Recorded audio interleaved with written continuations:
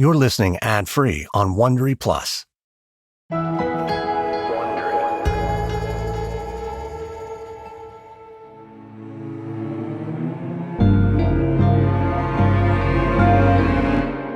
It's the evening of November 8th, 2011, and B.J. Kang is driving down a suburban street outside Boca Raton, Florida. Kang is an FBI agent with a short crew cut and a form-fitting suit. As he drives through southeast Florida, he gazes out at the palm trees swaying in the warm evening breeze. Tonight, Kang is over 1,000 miles from his office in Manhattan. But he's not here on vacation. Kang and his partner at the FBI are looking for the home of a former Wall Street trader named Matthew Martoma, a man they believe is guilty of financial crimes. Soon, Kang reaches a 2-story mansion at the end of a cul-de-sac. It's built like some Spanish castle, the kind of place that comes with marble floors and an elevator. And while Kang's never been inside, he already knows what the interior looks like. Because for 5 years, Kang has been investigating Martoma. He knows almost everything there is to know about the former trader. And what it all comes down to is that Martoma broke one of the most important rules on Wall Street. He engaged in insider trading, a crime that could send him to prison. But tonight, Kang's not here to make an arrest. Because even though Martoma committed a felony, the former trader could play a key role in a much larger investigation. Kang is hoping that he can get Martoma to flip, to rat out his old boss, a man named Stephen Cohen. Cohen is the biggest hedge fund trader in the United States, and he appears to be gaming the market, running an operation that profits off bribes and illegally acquired information. And if Kang is successful, if he can pressure Martoma to admit the truth about his old boss, the FBI will be one step closer to bringing down Cohen's empire. Kang opens the door to his rental car and steps out into the humid evening air. He and his partner approach the mansion's front door, and Kang straightens the lapels of his jacket. After ringing the doorbell, Kang waits. A minute passes with no answer. So he rings the doorbell again. It doesn't seem like anyone's home, but they've come too far to turn back now. So Kang and his partner stand on the front steps, waiting. An hour passes, and Kang starts to feel himself losing patience. But then a car pulls into the driveway, and a man with short-cropped black hair steps out alongside his wife.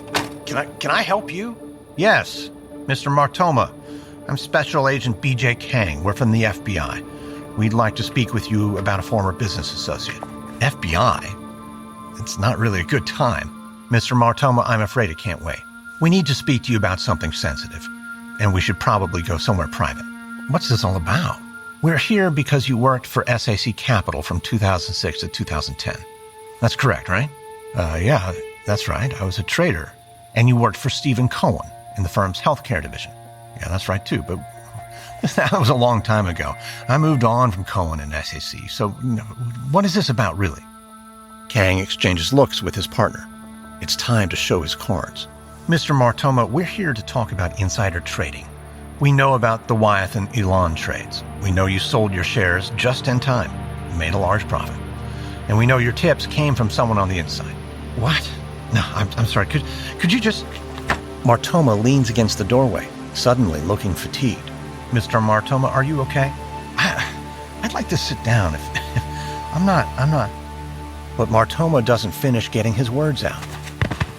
His eyes go glassy, and suddenly he faints and collapses. Mr. Martoma, Matthew, can you hear me? Kang tells his partner they might need an ambulance. Martoma might have just suffered a stroke or a heart attack. And if he did, it's not just Martoma's life that's in danger. It could imperil Kang's entire investigation. But just as his partner's about to dial for the ambulance, Kang notices Martoma's eyelids begin to flutter. Then they open, and Kang smiles. His potential informant is going to be fine. He must have been overwhelmed with the accusation. His own body has all but admitted the truth. But Kang will be careful in further questioning. He can't have Martoma faint again. Still, if all goes according to plan, by the end of this evening, Kang will have more than enough information to go after Stephen Cohen, his hedge fund SAC Capital, and the illegal financial empire they've built.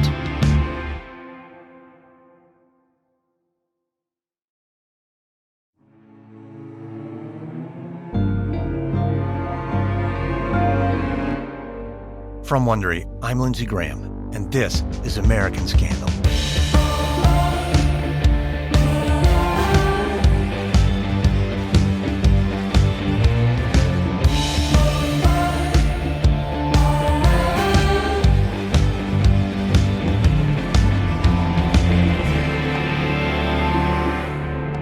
The 1980s and 90s were a boom time for traders on Wall Street. Some investors grew staggeringly rich, and the American economy expanded at record pace.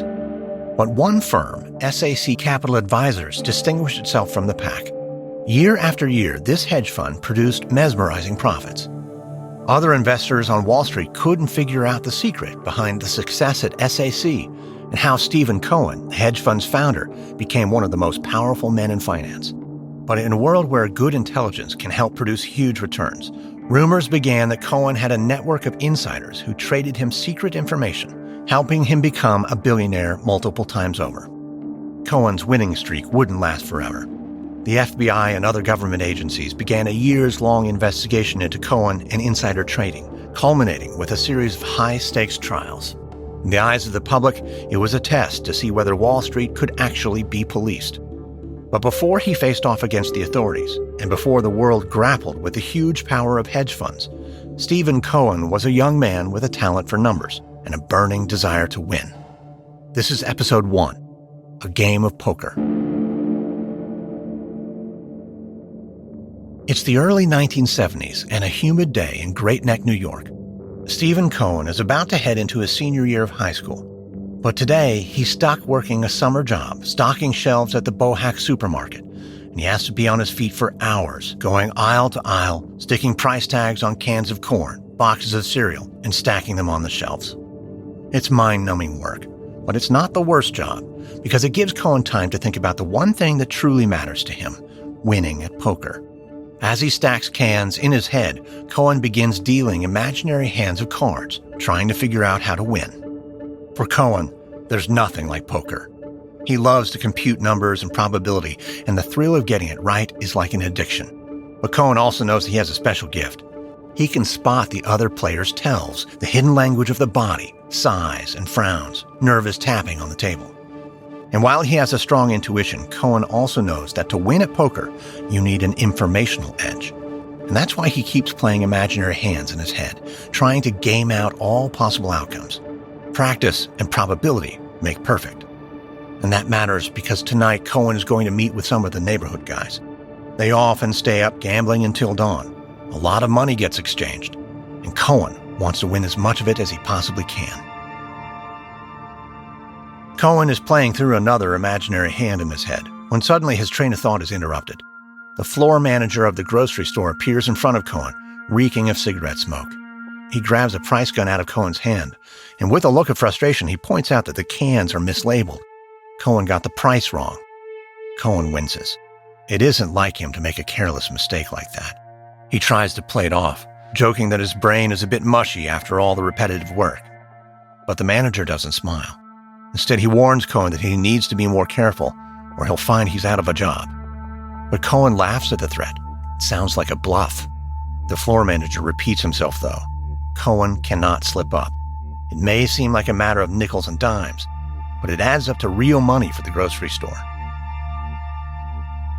Cohen is about to make another wisecrack, but the floor manager turns and stalks off, leaving him alone with stacks of mispriced canned food. Cohen returns to work, knowing full well that the manager is right. Nickels and dimes do add up to real money, at least here in a place like Great Neck. Even when Cohen wins big at poker, he only takes home a few extra dollars, a small amount of spending money. It's nothing life-changing. Nothing like the kind of money Cohen knows you can make across the river in Manhattan. Cohen starts slapping new price tags on each can of corn. But with his hands aching and his mind turning again to numbers, Cohen makes a promise to himself. He's going to get through this summer, and he's going to start and finish his senior year of high school. But then, he's going to find his way into Manhattan and start playing for real money. It's 1976, and Stephen Cohen crosses a busy street in downtown Philadelphia. He arrives in front of an office for Merrill Lynch, the financial services company. It's an unassuming building, but behind a large window is something that catches Cohen's eye, a stock ticker that's spitting out a list of today's stock prices on a ribbon of paper.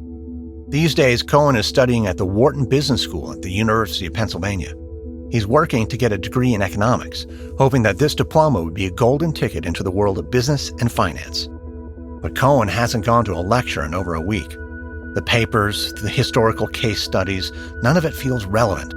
Not when there's a real world out there, with real businesses and million-dollar deals happening every day. So Cohen has let go of the idea of being a student. Instead, he's spending his nights playing poker at his fraternity house. During the day, Cohen studies the financial pages of the local newspaper.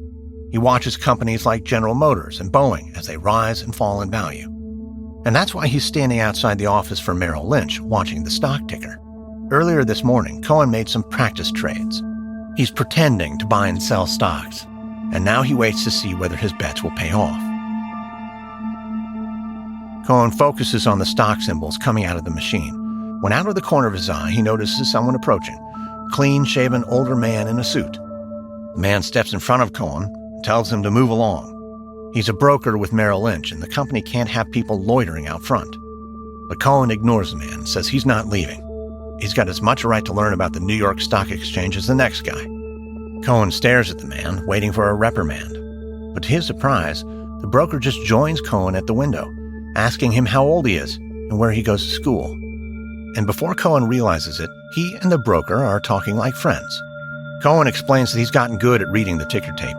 He can predict the way the prices will go based on figures like the stock's volume, the number of shares being traded. The broker smiles as he watches the ticker tape, and then he asks Cohen what he's watching for. Cohen's got his eye on an oil company. It was trading at 27.5, but Cohen believes it's about to lose value, slip 0.25% or even more. The broker raises an eyebrow, and then together the two stare silently at the ticker tape, watching and waiting. Soon, the stock he's been waiting for taps out of the ticker, and Cohen leaps back with a grin. $27 even. He was right, the price dropped. The broker smiles and tells Cohen that he's impressive. But if Cohen really knows how to read the direction of the market, he should come inside and invest some money. It's an exciting time to get into the market, if Cohen can stomach a little risk. Cohen pauses. He knows that risk goes both ways.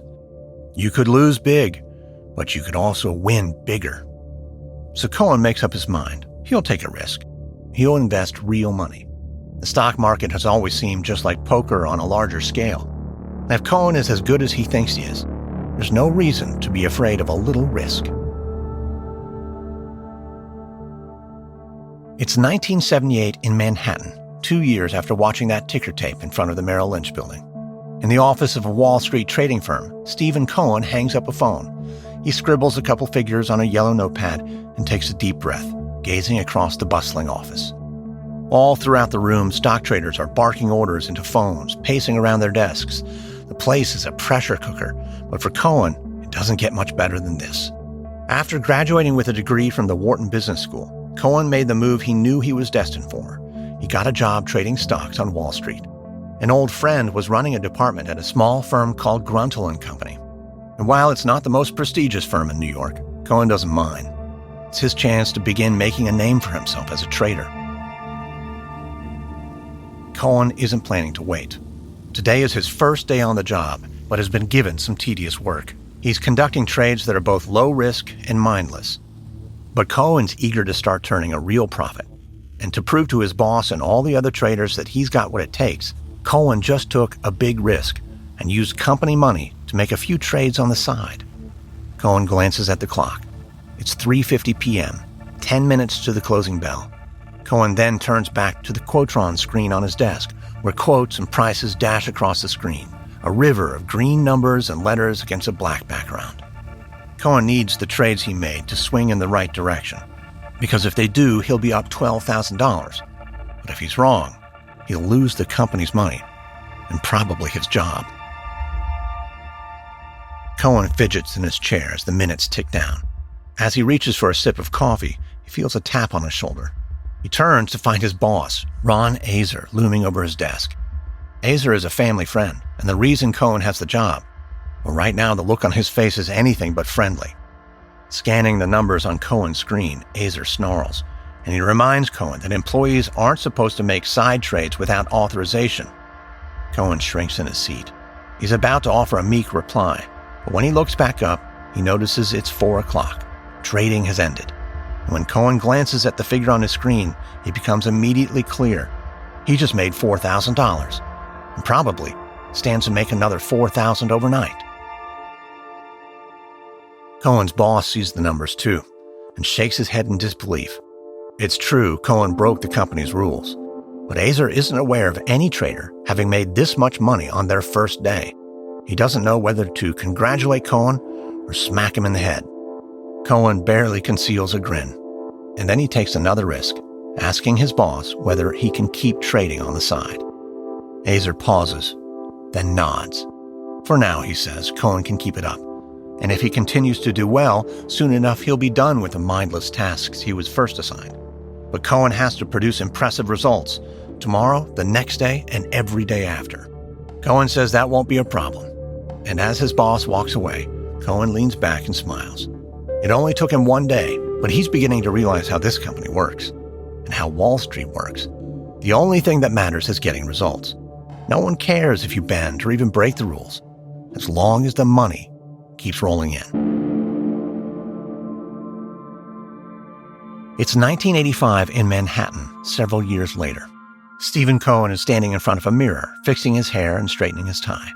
In just a few minutes, he and his boss are going to sit down for what's sure to be a contentious discussion, a salary negotiation. The conversation shouldn't come as a surprise. All around them, Wall Street is booming, helped along by President Ronald Reagan's pro-business policies, and Cohen himself has continued to produce large profits for the firm. With all of his success, Cohen recently received a promotion, along with the responsibility of running his own trading division. Cohen is finally getting the control he's always wanted. But he also knows that a trader's value is measured by his salary, and it's about time that Cohen was properly compensated. Cohen enters the office, and his boss, Ron Azer, looks up to greet him. Hey, Steve. Oh, that's a nice tie. Ralph Lauren? I wish I could tell you. My wife buys them. I just put them on. Well, isn't that how it goes with guys like us? Focused on the markets, not menswear. Anyways, come on in. You wanted to talk? Yeah, Ron. To start out, I think we have a reason to celebrate. Things have been going really well with the new division. Well, that's great news. You know, I'm proud of you, Steve. You're not even 30 years old and already in the boss's chair. Yeah, I'm happy. That's no question. But there is one thing. The new promotion is great, but the compensation is not. Steve, you've got a more than generous package. Maybe, but I keep delivering money to the firm. I was thinking that I ought to take home 60% of profits from my division. Azer's mouth falls open in surprise. Steve, last year you made $5 million. I want to make more. I'm sorry, 60% is unheard of. You've got a good deal. You have complete autonomy. Half a dozen traders you can hire and fire at will. It's not enough. You know my contributions. No one else was doing mergers and IPOs before I started doing it. You know I deserve 60%. Steve, no one deserves anything. Okay, fine. That's true. But I want you to think about my value. Information separates a good trade from a bad one, and I get the information. My Rolodex covers the entire United States. I'm the best trader in this firm, and I could take my talents and my Rolodex elsewhere. There's a long pause as Cohen's boss rubs a hand across his forehead. All right, Steve. I'll run it up the chain, okay? Okay. Good. And thank you. Cohen rises and heads to the door. But, Steve, I want you to pay very close attention to Rule 10b-5, since you're so good at getting information. 10b-5? Yeah, I've read it. Look, you may think you're some kind of rock star, but you need to be careful with your sources. I don't want this company on the wrong side of an investigation. Oh, Ron, trust me, I'm always careful. Cohen turns and walked out of the office. He meant what he said. He is always careful. And he will protect the company from any kind of federal investigation. But Cohen now runs his own division. He's done taking orders. From here on out, he's going to play by his own rules.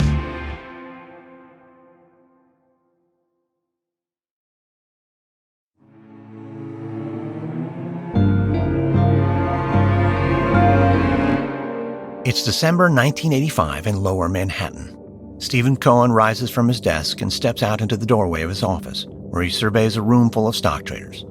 They're all shouting into their phones, staring nervously at screens as the day's stock prices rise and fall. For Cohen, it's a beautiful sight.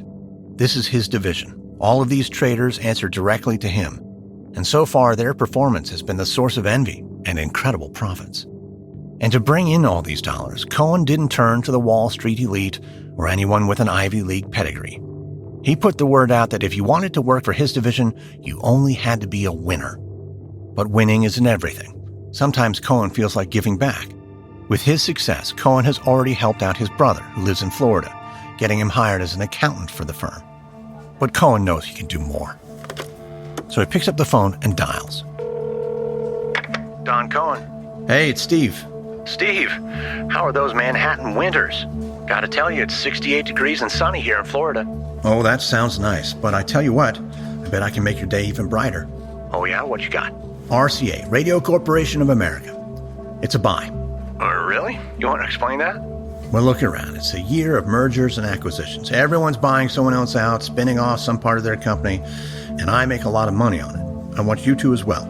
Okay, but why RCA? They're a conglomerate. Some technology, but what's there? Well, they're also the parent company of NBC. We're talking television, radio, ripe for acquisition. And if that happens, the stock is going to go through the roof, maybe 20 points. So I'm telling you to put in whatever you can. Oh, well, I don't know. Things are pretty tight down here. That's why I'm trying to give you a leg up. Oh, but it just feels risky. Don, this is as certain as it gets. How do you know? You have a source? No, it doesn't matter. I know people. I hear things. Steve, it does matter. You got to be careful with these things, especially if you make a lot of money. Cohen sighs. He's always careful with his tips and timing, but he knows that other people, including his brother, have a lower tolerance for risk. All right, to ease your mind, here's what I know. The other night, I met up with a buddy from Wharton. He mentioned that there might be some restructuring going on at NBC, but it was nothing specific. And there's nothing illegal about hearing someone speculate, right? I guess. All right, well, just think about it. I thought it'd be good to pass it along. Okay, well, thank you. I will think about it. Cohen hangs up the phone, smiling to himself. His brother Don might have sounded concerned, but Cohen knows him too well. Don is probably calling his broker right now, placing the orders. He'll buy the shares, and eventually he'll make a lot of money. And when that happens, he'll have no one to thank but his brother Steve. It's late at night, 6 months later, and Stephen Cohen can't fall asleep. He's in bed, tossing and turning, his mind racing. Finally, after what feels like an eternity, Cohen gets out of bed and glances at the clock. It's 2 a.m. And even though he doesn't want to, Cohen is probably going to have to take another sleeping pill tonight. Cohen looks over at his wife, Patricia. She's still sound asleep, looking calm and untroubled. But Cohen knows that's just temporary. As soon as she wakes up, the fighting will start all over. It's been that way for a while now. Seems like their marriage is only getting more and more rocky. Normally, Cohen would find peace by going into work, studying the calming rhythms of the stock market. But these days, even work is no longer a place of refuge. Back in December, Cohen urged his brother to invest in RCA, the parent company of the broadcaster NBC. Cohen himself had also invested in the company. And soon, their bets paid off. RCA was acquired by General Electric, and the stock price soared. Cohen and his brother made a good deal of money. But the celebration didn't last long. The two were subpoenaed by the Federal Securities and Exchange Commission, which asked them to testify about insider trading. Cohen knows that it could be a damaging interrogation, the kind that his old boss, Ron Azer, had warned him about, the kind of threat that's keeping him up night after night. As Cohen gets up and stumbles through the darkness of the bedroom, he makes his way to the bathroom and flips on the light. Cohen stares at himself in the mirror, looking at his tired red eyes. He's not sure how it all came to this. He doesn't feel like he did anything wrong, but it doesn't matter what he feels. If the SEC decides he's broken the law, he could face huge fines or even time in jail. And just the threat of such a punishment has him shaken. For years, Cohen has felt invincible, and his bank account has grown by millions of dollars. It seemed like nothing could stop him. But now Cohen can't even sleep. And once again, he's up in the middle of the night, racked with anxiety. Cohen reaches for the bottle of sleeping pills. He doesn't want to take one. Feels like admitting defeat. But if he has another sleepless night, he'll be a wreck in the morning. So closing his eyes, Cohen pops a pill and swallows it down with a gulp of cold water. A minute later, Cohen is back in bed, but his mind still racing. He's worried that he could be ruined professionally, that his marriage might not survive. But soon the sleeping pill starts to kick in and his mind grows soft and gauzy. In his stupor, Cohen starts to believe that everything will be okay. It'll all be fine. He'll survive the investigation. There won't be any prison time. And even he and his wife will make it through this rocky patch better than ever. A month later, Stephen Cohen sits waiting in the lobby of 26 Federal Plaza in New York City. The building houses the offices of several federal agencies, and by now Cohen has been waiting for what feels like hours. Cohen wipes his forehead as he looks around the office. He suspects that this is all part of the government's game.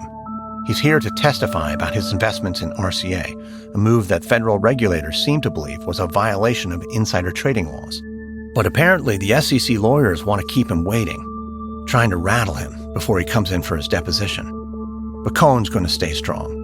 He can't lose this particular battle. There's too much on the line. So he waits patiently and stoically until finally Cohen sees a man with silver hair approaching. Otto Obermeyer is Cohen's lawyer. He says the SEC is ready and it's time to testify on the record. Cohen and Obermeyer step into an elevator, and on the ride up, Obermeyer reminds him of the strategy he needs to follow. Be polite, be firm, and deflect every question the SEC asks. Cohen nods. He knows the game plan. He'll follow it to a T. A minute later, the elevator door opens, and Obermeyer leads Cohen down a hallway into a conference room. Sitting behind a large table are two SEC lawyers. In front of them are large manila folders, and when Cohen takes a seat, one of the government lawyers reaches over to a tape machine and hits record. Right away, the SEC lawyers ask pointed questions. They want to know about the timing of Cohen's RCA trades. They ask whether he knew about the impending takeover by General Electric and whether he got his tips from someone inside the company. Cohen exchanges a look with his lawyer, and then he issues the same response over and over, the one his lawyer drilled into him. Upon the advice of counsel, I respectfully decline to answer the question on the ground that I'm being compelled to be a witness against myself. Each time Cohen makes that statement, the SEC lawyers seem to lose a little more steam. At just 5 minutes in, both government lawyers look ready to give up. It's not like Cohen himself is enjoying this. He doesn't like hiding or obscuring the truth. He wishes he could tell these lawyers that his information is above board, that they should go find someone else to harass. But more than anything, Cohen wants to keep himself and his brother out of jail. So he'll do what he has to do. Soon the deposition wraps up, and as Cohen follows his lawyer out of the room, he feels cautiously optimistic. His attorney seems to share the sentiment. He tells Cohen that he couldn't have done better. The higher-ups at his firm will be proud of him for keeping us cool. The two ride the elevator back downstairs, with Cohen feeling buoyed by his lawyer's confidence. But as he steps out into the lobby, Cohen is suddenly struck by a feeling of doubt. Maybe his lawyer is just putting up a good act, pretending to be confident. Everyone's seen the news. The SEC has been putting pressure on a lot of powerful Wall Street traders, people like Dennis Levine and Michael Milken. The old days of bending the rules for easy money might be coming to an end. But as Cohen steps out into the warm sunshine of the Manhattan streets, he lets his worries slip away. For now, he can only do one thing: continue to make brilliant trades and churn out money for his clients. Cohen knows this may not be the last time he hears from the SEC, but today did offer another valuable lesson. If the government tries coming after him again, he only has to stay smart and make sure he's one step ahead.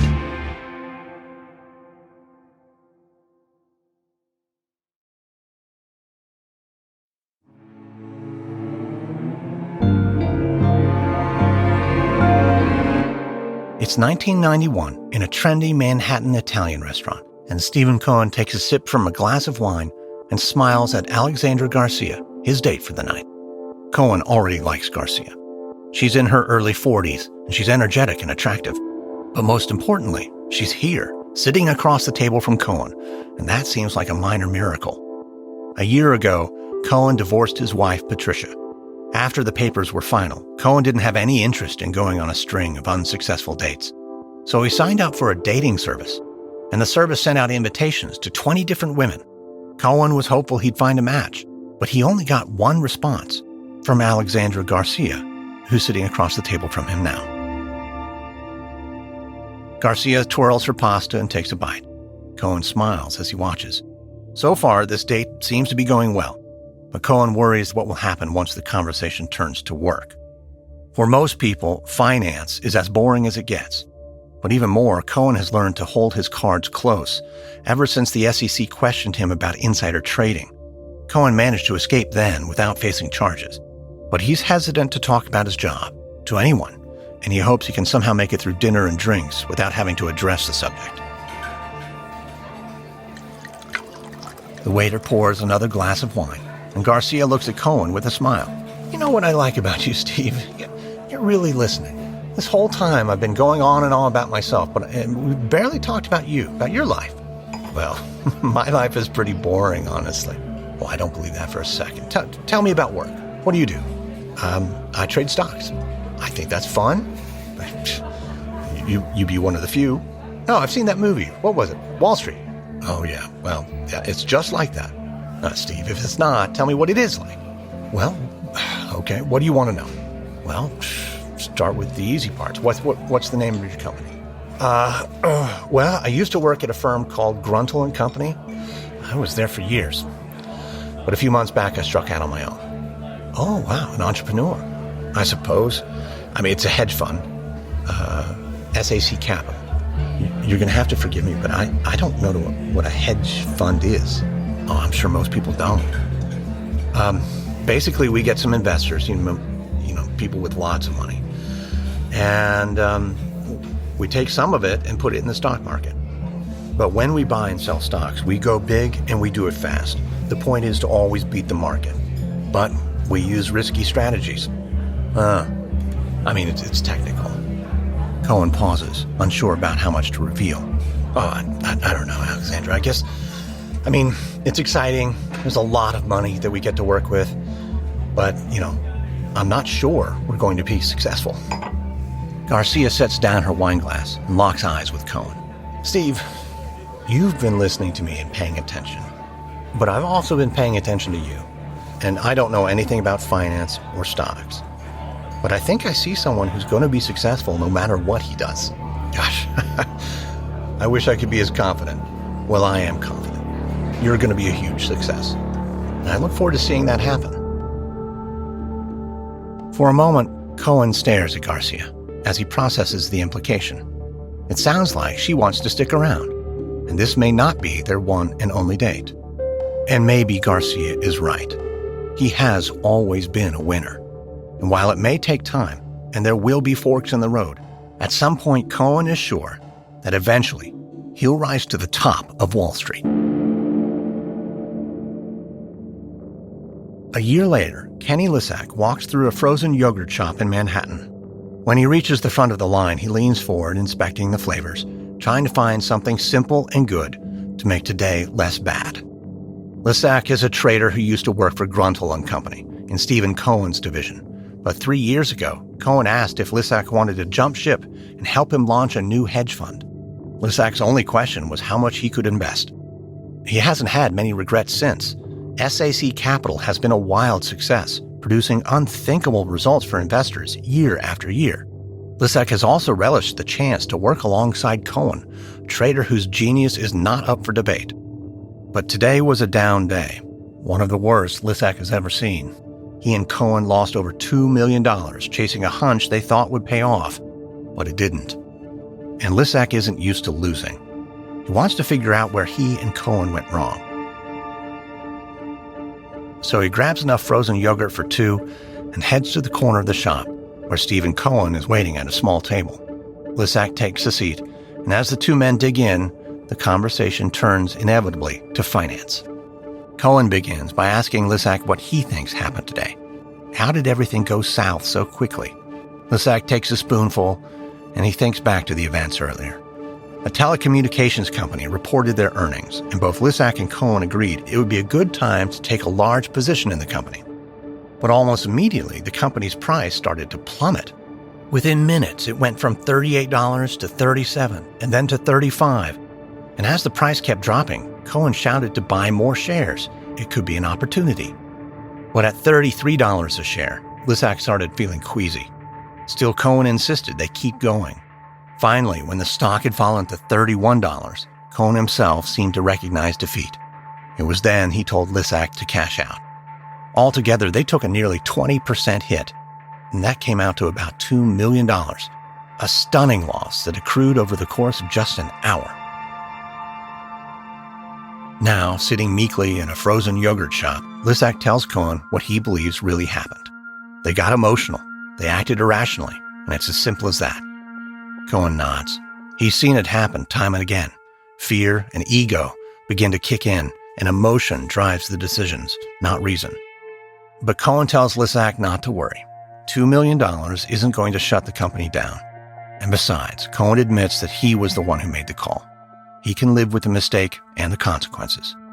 But there is one more lesson to take away from today's disaster. A lot of it came down to just bad intelligence.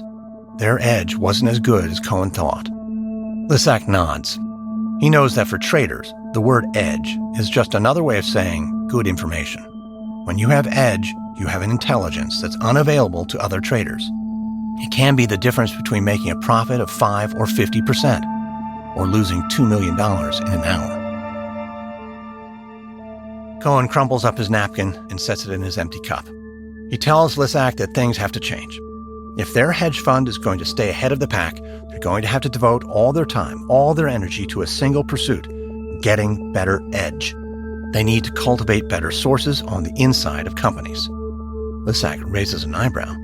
He knows there's a fine line between getting good information and getting insider information. If you trade stocks using information that's not available to the public, you can be charged and sent to prison. That's not a risk Lissac wants to take. But when Lissac raises this concern, Cohen says he's not talking about breaking any laws. A phone call to an ex-employee at AT&T isn't breaking the law, and it's not illegal to get dinner with a colleague whose brother works in microchips. It's just networking. It happens every day all across the world, and that's what gives traders their edge. Lissac and Cohen rise from the table and walk out into the early evening. Lissac has to remain cautious, but he tells Cohen that he agrees. The company does need to cultivate more sources. He's on board. But privately, Lissac can't help but worry about what will happen if that legal line gets crossed, when innocent research becomes insider trading. Because while Cohen might be a visionary, he's not infallible. Today proved it. And just like the stock market, what goes up often comes down. From Wondery, this is episode 1 of the FBI versus the hedge fund from American Scandal. In our next episode, Stephen Cohen has to dodge trouble when a large stock trade goes awry, and an FBI agent begins to suspect there's more to the success of SAC Capital than meets the eye.